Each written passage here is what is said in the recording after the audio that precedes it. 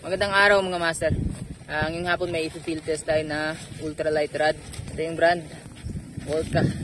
So merong isang seller sa TikTok na nagpadala sa atin ito as free sample para i-field test natin o para ibenta natin sa TikTok. So yan, buksan natin mga master.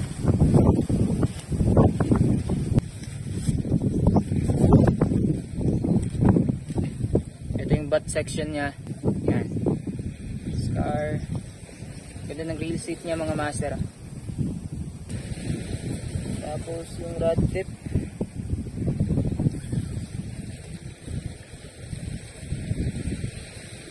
Mga master. Meron siyang solid carbon tip.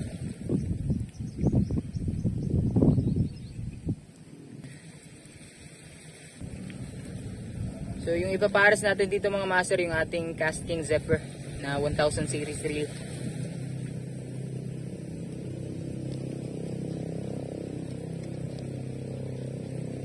Yan.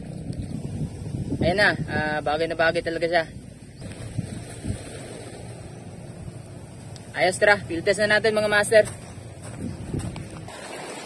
Barangay Piligoson, San Isidro, Magsaysay, Misamis Oriental. Dumayo tayo sa ibang municipality. May kasama nga pala tayo ngayon mga master, yun na. Ang kapitbahay ko, isa ding content creator, Naldex Adventure. Hello mga master, mayang hapon sa inyong tanan. Check nyo yung channel niya mga master, Naldex Adventure. Yung mga content niya, spear fishing, night spear fishing, meron ding panglalambat. Gamit niya yung ating medium light na tackle, yung Casking Brutus 3000, tapos Shadow for the Wind rod. Again, gagamitan natin, field test natin yung ating bagong ultralight rod, Orca 602UL. Reel natin Casking Zephyr 1000, braided line Rikimaru 6LB. Leader line natin Rikimaru din, 23LB naman to. So marami tayong dalang lure mga master. Mayroon tayong lure na 1.6 grams yung bigat, may 5 grams, may 6 grams, meron ding 6.5. So itatry natin.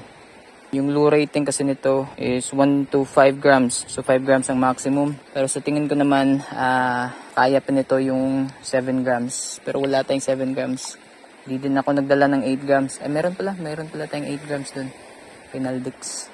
So tatry natin mamaya mga master. Siyempre dapat makadali tayo. Unang hagis.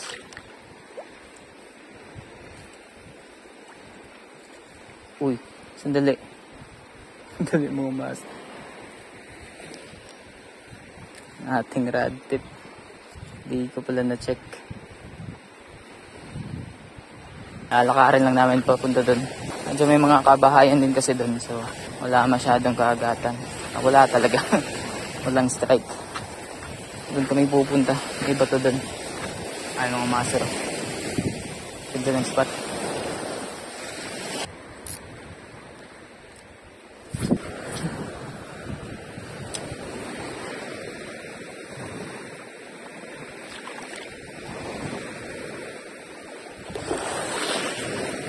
Uy, fish yung mga master. Sandali, parang tikito. Kaya ito, tikinga mga master. Buwan naman na naman yung tiki mga master. Alis natin mga master. Bye-bye. Na-field test ko na nga rin pala ito nung nakarang linggo mga master. Nakadali tayo ng tiki. Yun din talaga yung pinaka buwan naman natin tiki mga master. Nahuli. Kaso nga lang, nung araw na yun, umulan. Tapos, merong kulog. Kidlat. So, yun na nga. Matik yan mga master, umuwi talaga ako agad. Ilang araw din kasi masama yung panahon dito sa amin mga master. Kaya, di na nasundan yung ating fishing adventure. Sa mga masters nga pala natin dyan sa Luzon, na apektado nung bagyo at nung baha. Ingat kayo dyan palagi mga master. Safety first palagi. Kung kailangan lumikas mga master, gawin nyo na agad. Likas na agad. Safety first mga master. Ingat kayo dyan palagi mga master. Isang resort.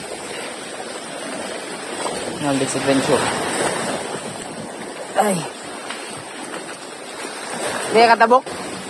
Lalong na dira, no? Pang na.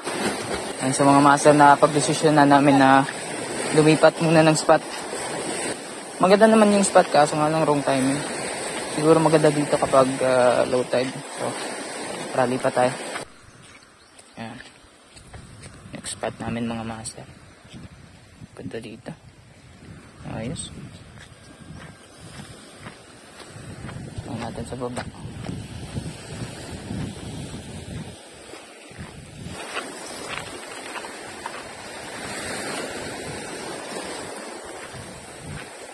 Ayan, may nag-strike kay Master Naldix Adventure. Baludo. Di nadali. Na-excite mga master. Ayos. Palit tayo lure mga master. 6.5 grams pa rin yan.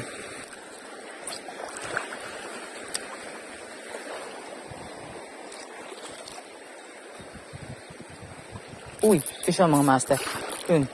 Yun, malaki to mga master. Ito yung isda to. Lulula. Kanuping to mga master. Sa hila pa lang.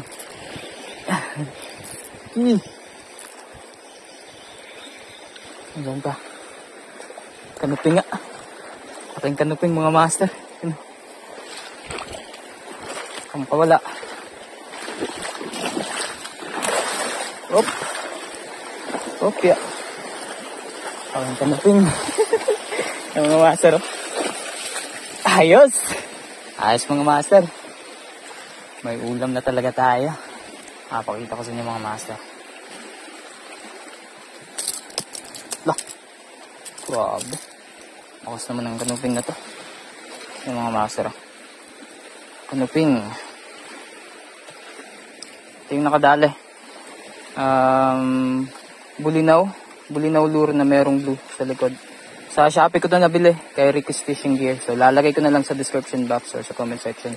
Yung link saan ito mabibili. Pero sobrang laki niyan mga master yun. Grabe. Ibang klase. Again mga master. Daalin natin dito sa Orca. Ultralight Fishing Rod. Casking Zephyr 1000. Lakas. Yan na. Daalin natin dito mga master. Orca Ultralight Rod. Casking Zephyr 1000. Aking kanuping mga master. Emperor Fish. Agad susulita mga master. Para may idea ko yung mga master kung saan yung spot namin. Yung saan tong spot na to. Yung nasa tapat natin, yan yung Camiguin Island. Hindi nga lang klaro ngayon mga master kasi may mga ulap. Pero yan, nasa tapat lang natin yung Camiguin Island. Yung pinag-fishingan nila Master Vin TV.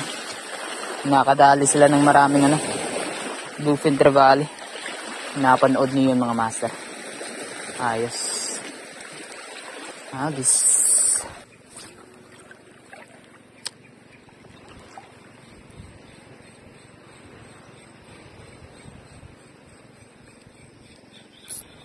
Uy, fish on mga master. Balo. Sayang. Kuboy. Sayang. Di napuruhan mga master. Yan. Mga master. Gamit ito ng soft bait. 3.5 grams na jig head tapos Bear King Polaris.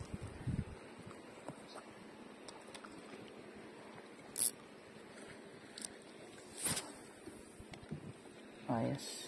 Ayos talaga.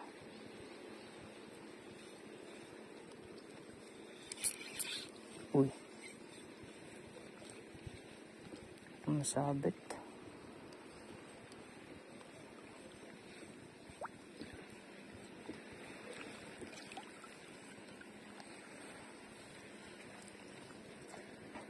Ay, nako.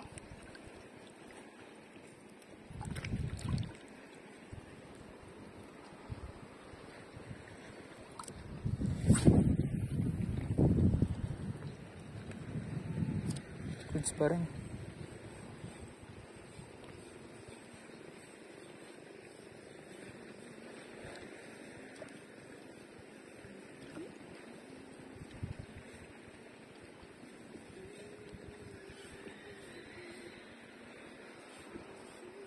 Okay, so mga master, pag-usapan natin yung Orca ultralight rod. So wala naman kasi akong ibang reference mga master kundi yung sugay lang ultralight rod ko. So for comparison, di ba? So casting distance mas maganda to kaysa sa sugay lang 602 rod na nagamit ko. Yung action niya maganda din. Hindi masyadong malambot yung tip niya. So goods na goods. Kaso nga lang pinaka naging issue ko dito is yung dugtungan. Dito mga master. Di ko alam pero gumagalaw siya, you know. Mahigpit na yung pagkakalagay ko dyan. Pero gumagalaw siya. Yun nga, yun lang naman yung issue ko sa kanya mga master, yung dugtungan. Gumagalaw siya. Pero di ko alam, baka ganun talaga yung solid tip ng mga rod.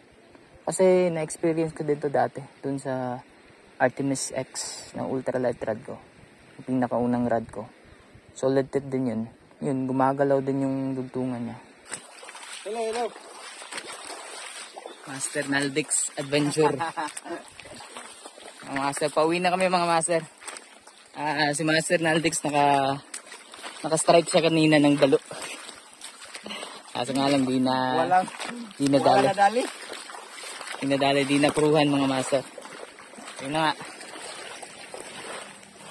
Orca ultralight rod.